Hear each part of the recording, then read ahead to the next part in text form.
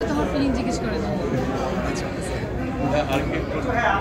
90 দশকের যে look, costume, makeup, আর যদি বলি সবথেকে বড় যে স্ট্রং পার্ট সেটা হচ্ছে আমাদের স্ক্রিপ্ট, সংলাপ।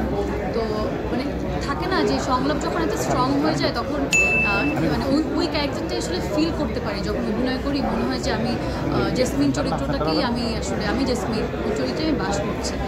তো সব মিলিয়ে এক্সপিরিয়েন্স তো ভালোই, শুটিং করেছি, এখন হলে মানুষ এত ভালোবাসা দিচ্ছে, আজকে আপনাদের সাথে একসাথে দেখলাম, তো সব কিছু মিলিয়ে মানে এখনও ভালো সময় যাচ্ছে।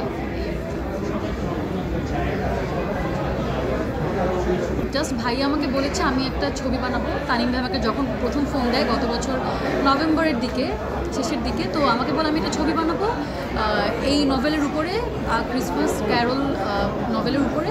তো এখানে আমার গল্পটা এরকম একটা পারিবারিক ড্রামা, হরর ড্রামা। তখন আমি জানতে চাই যে ভাইয়া একটু ছোটো করে যদি বলেন, তো ভাইয়া ছোটো করে আমাকে জাস্ট গল্পের চরিত্রগুলোর ব্যাপারে একটা ধারণা দিচ্ছিল।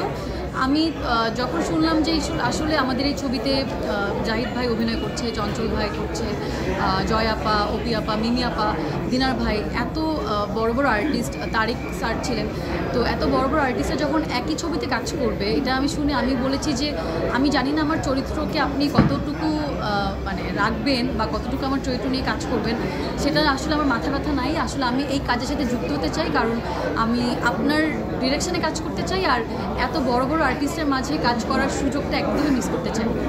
এটাই আমার প্রথম একদম বলা ছিল ভাইয়া, তাই না? আমি এটা বলেছিলাম এটাই। আর এরপর যখন স্ক্রিপ্ট পাই তখন তো দেখি যে ওয়াও, তখন সারপ্রাইজড হই যে আমার চরিত্র মানে অনেক ইম্পর্টেন্ট পুরো ছবিতে।